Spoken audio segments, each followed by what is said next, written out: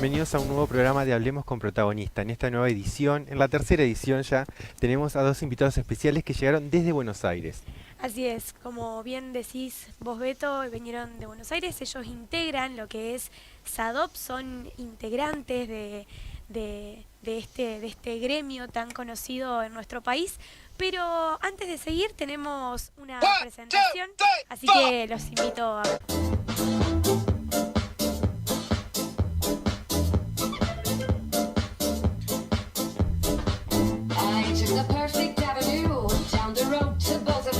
Did I go Dutch? This is too much. With all the money in the world.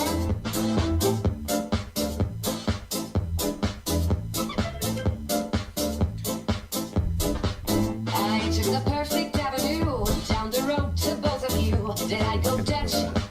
This is too much. With all the money in the world, you could never buy this girl quite enough. It will be tough. If romancing me with neons is something you should do, make the letters bright and luminous and... Bueno, bienvenido Jorge, bienvenida Marina. Muchas Un gusto gracias. tenerlos con nosotros hoy acá. Gracias. Placer. Un placer enorme. Y Para- primero que nada, felicitarlos porque son la nueva gestión. Así es, Parte de la nueva la gestión de nueva SADOP, conducción nuevos de lo que representantes. es SADOP. Para arrancar, habíamos pensado preguntarles cómo ustedes se definen, cómo ustedes se presentarían si les tendríamos que dar la posta a ustedes. ¿Arranco yo? Bueno, en principio, como dos dirigentes sindicales, militantes del SADOP, recién escuchaba en la presentación que vos decías, vinieron de Buenos Aires.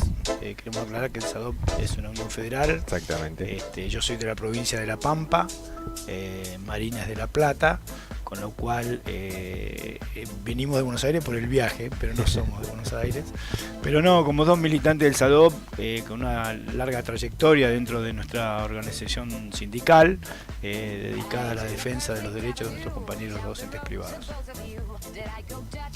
Es como lo mismo, o sea, partir de decir, bueno, cuando uno milita en una organización sindical y en definitiva se considera un militante de la vida, digamos, porque es la acción cotidiana en defensa de, hay una vocación para eso y hay una decisión, digamos, en tiempos de tanta meritocracia de construir en solidaridad, o sea, de construir con otros. Bien. Bueno, estuvimos como introduciéndonos bastante en lo que ustedes llevan a cabo, en lo que ustedes van haciendo, pero ¿qué es estar, o sea, qué es estar dentro del gremio? ¿Qué es luchar para y Defensa del con docente. el docente? Bueno, en realidad, digamos, como es una continuidad de lo que te decía antes, es tomar una decisión de estar donde están las necesidades de los compañeros.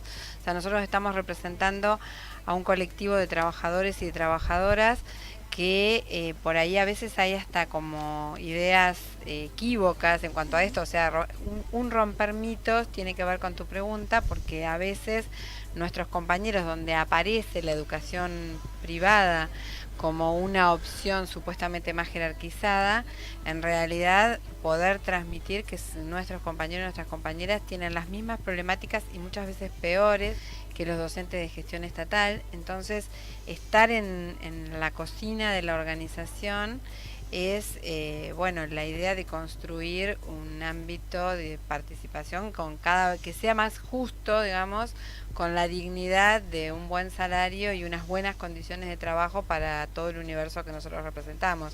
Esa es la pelea, ese es el desafío, y no solos, sino dentro del movimiento obrero organizado.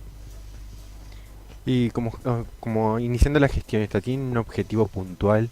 Sí, nosotros el 30 de octubre del presente año culminó un proceso electoral donde fuimos elegidos para la gestión que va a comprender el periodo entre el 2019 y el 2023, y tenemos un objetivo fundamental, que es tener en el centro y el pensamiento y de la acción al docente privado. estar atentos y trabajar por la agenda y los problemas del docente privado. Ese es nuestro objetivo, nuestra meta, y como decía Marina, esto es una lucha diaria, llevar a cabo en la defensa de los derechos y conseguir nuevos derechos para nuestros compañeros docentes en una situación que nos encontramos hoy de incertidumbre, preocupación. El escenario político no es el mejor, no solamente para los docentes, sino para los trabajadores en general. Nosotros formamos parte del colectivo, somos trabajadores, no estamos ajenos a lo que pasa en el país, y la verdad que desde esa preocupación que hoy sentimos en día, creemos que tenemos que redoblar nuestros esfuerzos, nuestra solidaridad, y estar al lado de los docentes reclamando por sus derechos. Y hoy, ¿cómo es el trabajo a partir de esta gestión con el resto de las provincias? Nosotros tenemos representatividad en todas las provincias argentinas, desde Jujuy hasta Tierra del Fuego. Con lo cual cada provincia tiene su propia realidad, si bien transversalmente los problemas de los docentes privados es muy similar en todas las provincias. La relación es la presencia, lo que hoy estamos haciendo acá en Entre Ríos, nosotros lo replicamos en todo el país, y es fundamental la presencia de los dirigentes nacionales en las seccionales para acompañar a los compañeros que en cada lugar defienden los derechos de los docentes. También no solamente acompañar a los compañeros que ocupan cargos dirigenciales, sino también a los compañeros delegados que en cada escuela día a día defienden en el cuerpo a cuerpo los derechos de los docentes privados. Estuvimos viendo mucho, te escucho hablar, y si bien hoy hablábamos con Beto y le decía el tema de cómo influye todo esto, que la situación, el día a día, las condiciones en las que el docente trabaja, que muchas veces para el común del ciudadano por ahí es que la única problemática del docente es el salario. Y introduciéndonos por ahí en todo este tema de lo que ustedes hacen, viendo por ahí las charlas que vos también dabas, como las condiciones territorial, eso me llamó mucho la atención, digamos, cómo lo territorial influye en el docente que se para adelante de sus alumnos todos los días a dar la clase, ¿no? Y bueno, que la gente que esté del otro lado también le puedas contar un poco en base a eso. Qué buena pregunta esa. Bueno, contarles que en el año 2011 nuestra organización sindical tomó la decisión de constituir formalmente un espacio, digamos un departamento sobre condiciones y medio ambiente de trabajo. Entonces un ámbito multidisciplinario donde un grupo de compañeros, en mi caso yo tengo la responsabilidad de conducir ese equipo de trabajo, nos dedicamos a la investigación acerca de las condiciones y medio ambiente de trabajo de los docentes de gestión privada de todo el país, y durante los años 2012 y 2013 hicimos una primera encuesta nacional de carácter exploratorio en todo el territorio nacional, donde llegamos a casi 6.000 docentes en los niveles de educación primaria y secundaria y a 888 establecimientos. Entendiendo, como nosotros entendemos, digamos, que es necesario, fundamentalmente en este momento de la historia, contar con datos objetivos, con elementos de análisis que nos permitan diseñar políticas y también que nos permitan darle contenido a las discusiones en la paritaria, con nuestros empleadores, etcétera, y encarar políticas concretas de mejora de las condiciones de trabajo. Por eso es que nosotros creemos que la investigación es parte de la acción sindical de una organización, que no estamos teorizando, sino que estamos construyendo elementos que den sustento, digamos, después a nuestras acciones. Y en ese sentido, curiosamente, digamos, entre los años 2003 y 2015 en este país ha habido paritarias libres, sin techo y de manera ininterrumpida, y sin embargo cuando uno hace el análisis que el propio Ministerio de Trabajo generaba, uno descubre ahí que en un 80% de los convenios colectivos discuten salario y en un 20% se discutían condiciones de trabajo, más o menos en esa proporción. Entonces, una primera cuestión muy fuerte que nosotros hemos encarado es sensibilizar al colectivo, digamos, del que somos parte, porque muchas veces las malas condiciones de trabajo están muy naturalizadas. O sea, por poner un ejemplo, una compañera o un compañero docente trabaja 4 horas o sus equivalentes, digamos, en secundaria, adentro de la escuela, pero trabaja otro tanto en su casa, bueno, para hacer todas aquellas cosas que se necesitan para después poder dar clase. No es, digamos, que lo hacen por exageración, lo hacen porque es parte del proceso, digamos, formativo.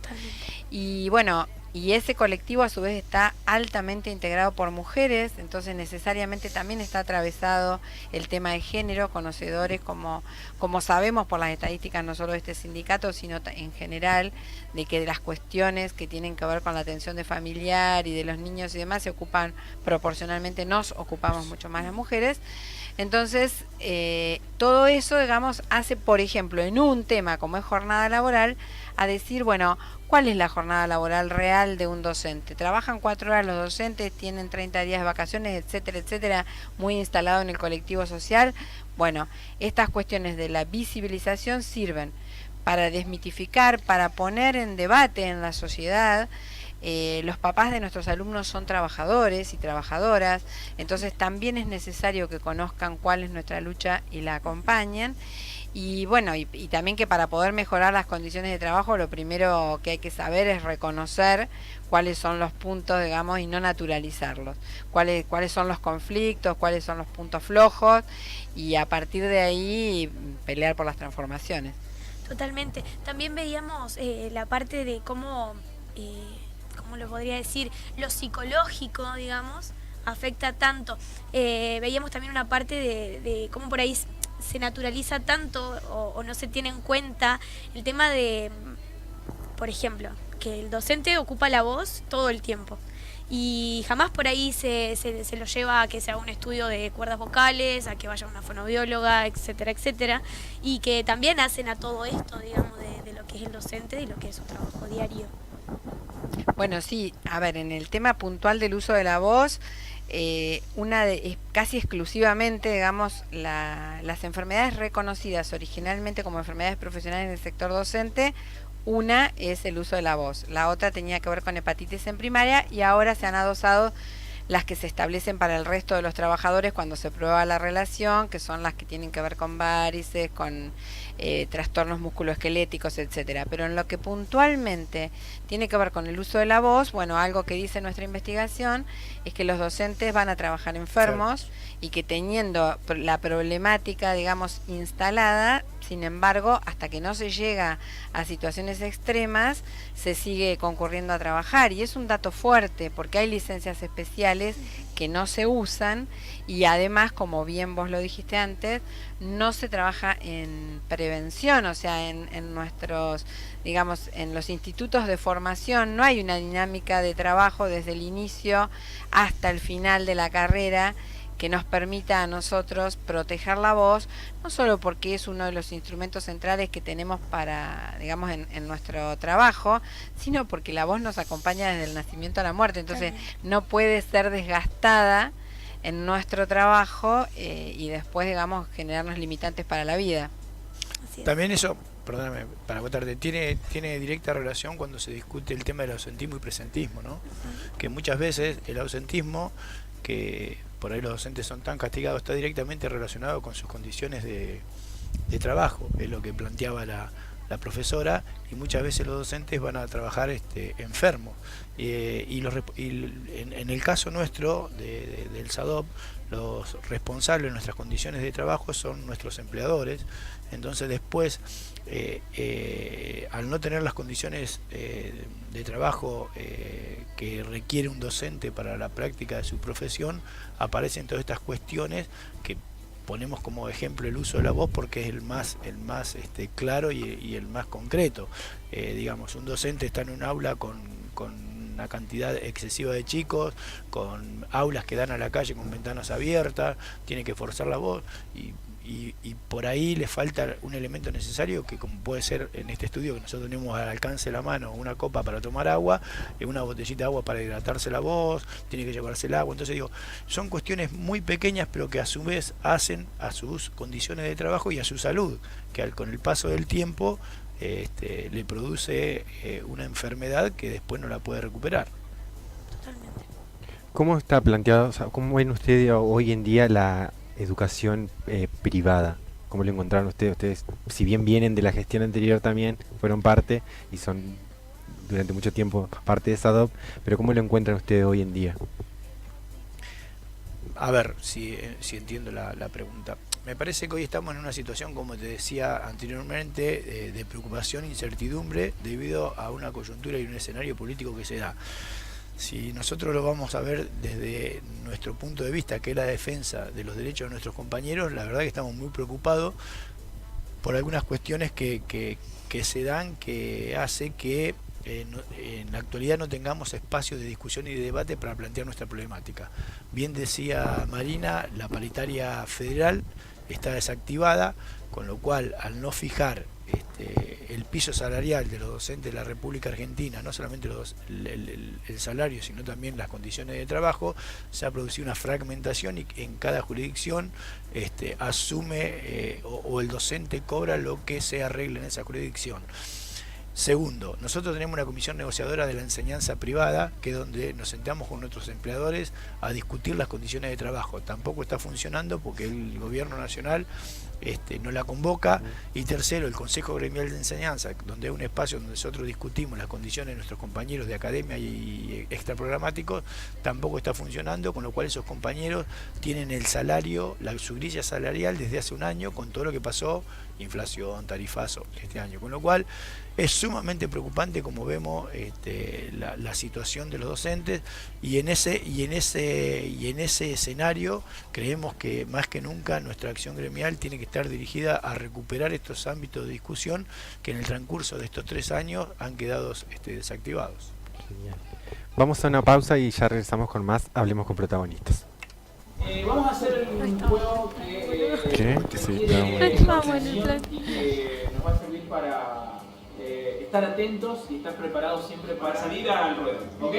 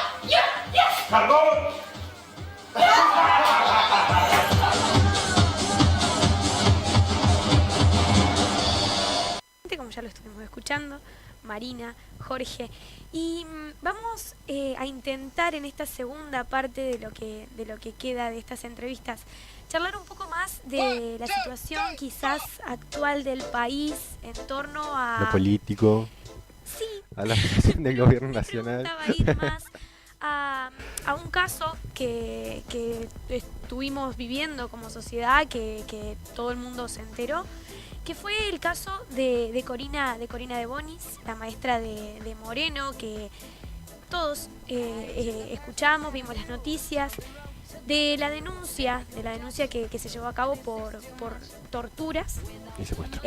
por torturas y secuestros. Así que vamos a preguntarle en base a eso cómo se vivió, qué imagen dejó eso.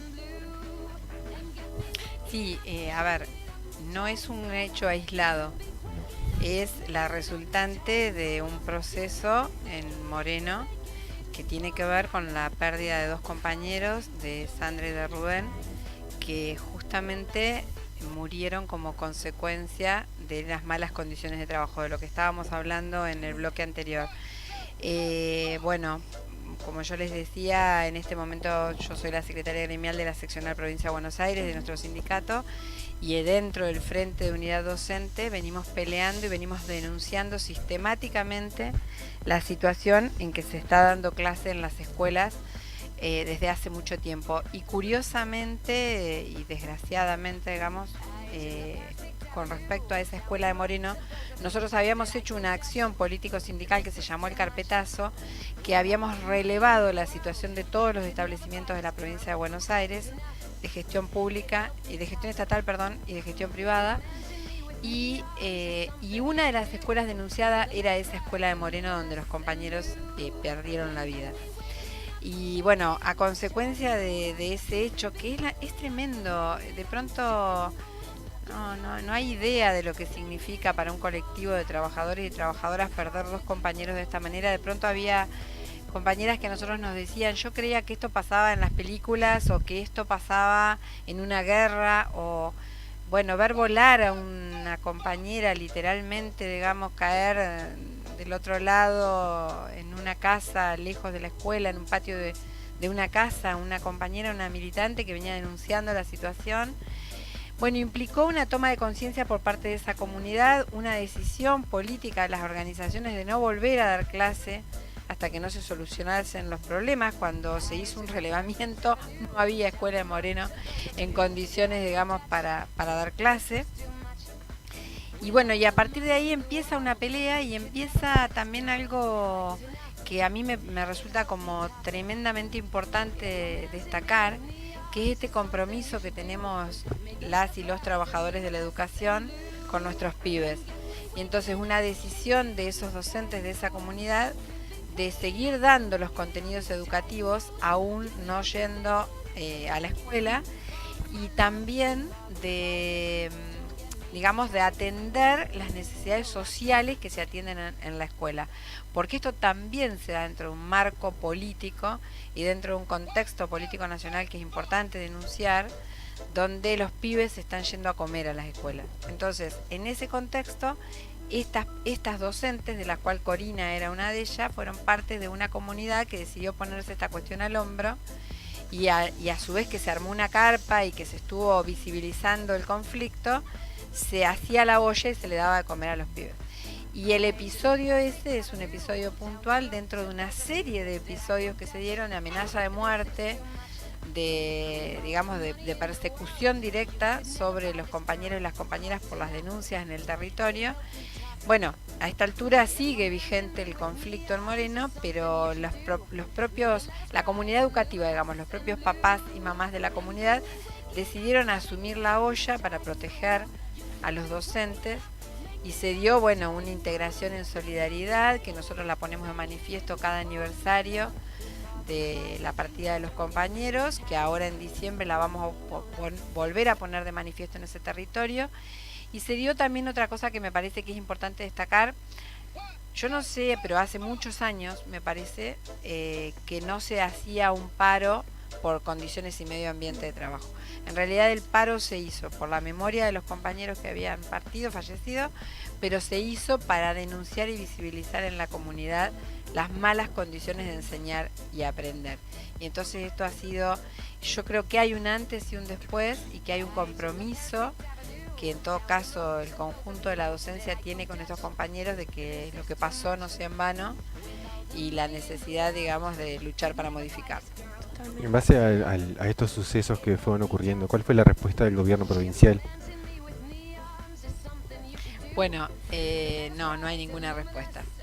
Nosotros no tenemos en este momento ámbito de debate ni con el gobierno nacional ni con el gobierno de la provincia de Buenos Aires. Nosotros, si bien somos docentes de gestión privada y tenemos nuestra propia patronal con la cual discutir también las condiciones de trabajo cotidianas en la escuela, estamos sentados en la misma mesa de negociación con los docentes estatales, porque ahí se fijan nuestros pisos salariales y nuestros pisos de condiciones de trabajo.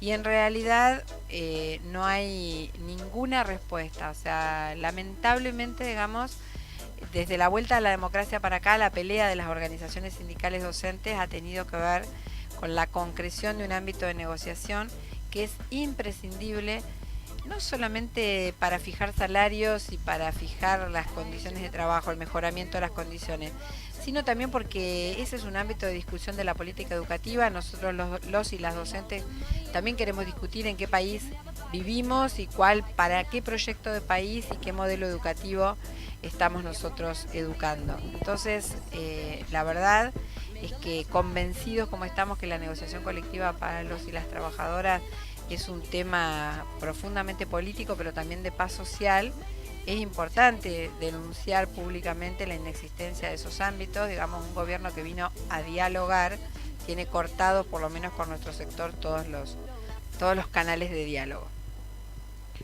Respecto, hace muy pocos días se votó el presupuesto nacional y el golpe duro también lo recibe educación. ¿Tienen alguna medida que van a tomar de aquí a fin de año o a partir del año que viene respecto a lo que es el presupuesto? No, con respecto al presupuesto y el recorte que hay en educación, eso vislumbra un panorama de conflicto. Básicamente, ante ese recorte que hay en educación, lo que se avecina es conflicto. Yo creo que va a haber el principio del año que viene, va a traer aparejado acciones de medidas directas en el comienzo de las clases, con lo cual este recorte lo que desemboca termina en un conflicto. Recién Marina explicaba el tema de provincia de Buenos Aires. Va a terminar el año y todavía no pudieron cerrar la paritaria y siguen discutiendo su paritaria. Justamente hoy están en una medida de acción directa. El presupuesto es un presupuesto que al sistema educativo le recorta casi un 39% de lo que estaba destinado a educación, con lo cual el panorama es un panorama de conflicto. Y lo ven como si bien es un retraso por parte en parte de educación, en los últimos 20 años. Esto, es un retraso muy grande respecto a otros años, o sea, el golpe a la educación, o viene continuo. ¿O han sentido ustedes que viene continuo? No viene continuo, digamos. En el 2006 tenemos una ley de educación nacional que viene a plantear dentro del proyecto de país diseñado un paradigma educativo, un modelo educativo. Entonces, eso, digamos, ya a partir que hace un rato Jorge decía, ya a partir de que se hace un cambio hacia una ley de educación nacional, después de haber salido de la fragmentación que significó la ley federal, la atomización y la decisión de una paritaria nacional docente, tenía que ver con la unidad del territorio, la concepción de una educación única para todos los habitantes y los ciudadanos de este país. Y entonces, en realidad, los parámetros se vieron absolutamente modificados. No tengo números ahora, pero si nosotros quiero pensar algunas medidas, por ejemplo, secundaria obligatoria. La decisión de universalizar la educación secundaria es una decisión de ampliación de derechos y ciudadanía que tiene muchísimo que ver con el tema de la igualdad. Entonces, no solamente de oportunidades, sino también de posibilidades, que fue acompañada con una serie de medidas como libros en las escuelas, bibliotecas, conectar igualdad, concreción de más de 1000 establecimientos educativos que desde el primer peronismo no se habían vuelto a construir escuelas en la Argentina. No, el panorama no es el mismo y en esto hay que ser muy claro. Y además, el tema de lo que ha significado la evolución del salario docente, con una pelea no hemos tenido, han sido insuficientes los debates, los aumentos salariales, pero han sido aumentos increscendo. Y hoy no solamente estamos discutiendo, por eso, por ejemplo, en la provincia de Buenos Aires no se cierra la paritaria, porque se discute un salario que está por abajo de la inflación Y a eso hay que sumarle una serie de variables que también se han disparado en referencia a la inflación, que tienen que ver con tarifas, que tienen que ver con la cotidianidad de los alimentos. Digo, detrás de cada eso, ¿saben cuánto gana un docente con 25 años de antigüedad, un maestro de grado con 25 años de antigüedad en la provincia de Buenos Aires? Gana 18.000 pesos. Y un alquiler son 10.000 pesos. Entonces, y tenemos un número muy importante de compañeras, por ejemplo, que son jefas de hogar, que es una realidad, digamos, aquella concepción de que el educador era un sueldo más o el sueldo que acompaña, etcétera, etcétera, es del siglo pasado. O sea, esos compañeros trabajadores, digamos, necesitan de ese salario de manera inmediata.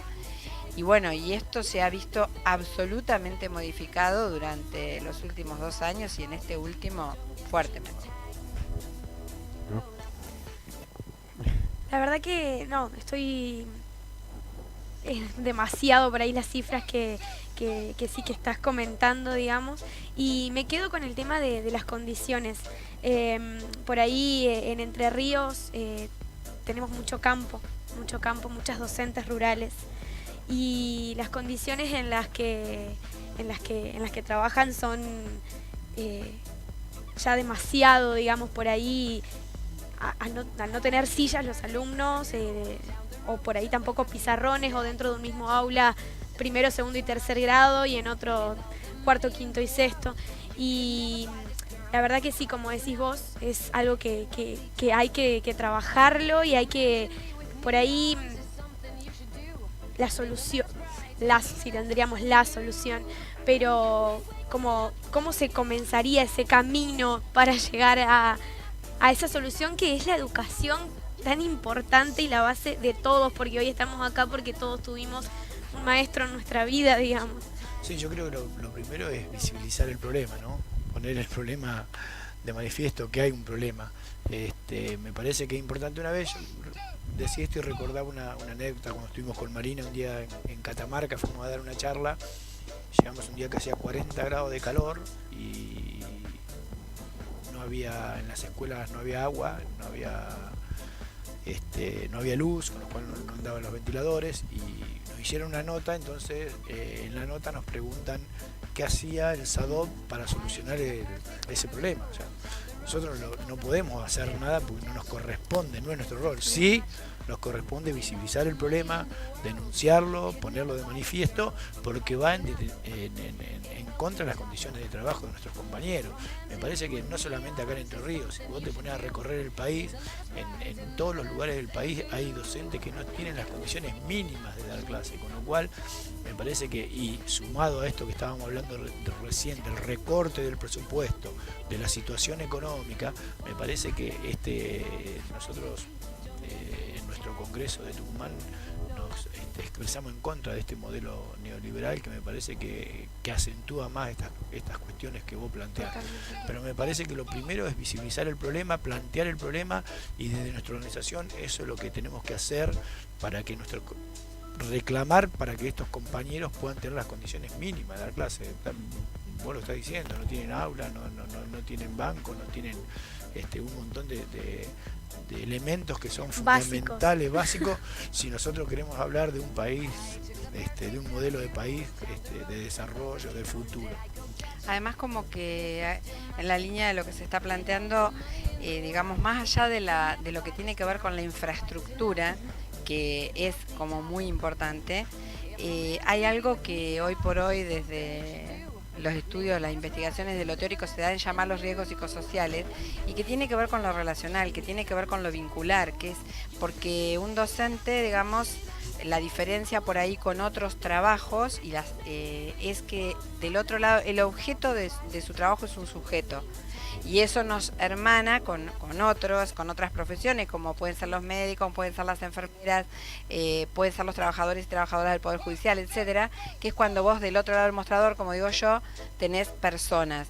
Entonces eso genera trama vincular con los alumnos, con los papás de los alumnos, con los directivos, entre los trabajadores y trabajadoras, que también es necesario, digamos, mirar ahí, porque ahí hay una tensión. Y que lo que no podemos hacer es descontextualizar. nuestras condiciones de trabajo, nuestro proyecto educativo se da en un contexto nacional y en un contexto internacional. Y eso afecta de manera directa cómo damos clase en nuestras escuelas todos los días. Esto no hay que olvidarlo, pero nosotros, digamos, militamos una organización sindical y tenemos una mirada esperanzada de la cuestión. Y tiene que ver con sumarse a un proyecto colectivo, justamente, o sea, como los cambios no son solos, no es el camino no es ni la meritocracia ni el individualismo, sino es poder desde la solidaridad transformar esas condiciones. Por lo tanto, bueno, la convocatoria permanente a los compañeros y a las compañeras es sumarse a un proyecto contenedor, como es la organización sindical, y transformar la realidad porque, digamos, la historia del sindicalismo no empieza con nosotros, ni va a terminar con nosotros, entonces somos continuidad de un proceso en defensa de los trabajadores y de las trabajadoras, y en ese punto nos encuentra. Marina, muchísimas gracias. Jorge, muchísimas gracias por venir. Esta es la última edición de Hablemos con Protagonistas y se quedará hasta el año que viene seguramente. Nos vemos en la próxima.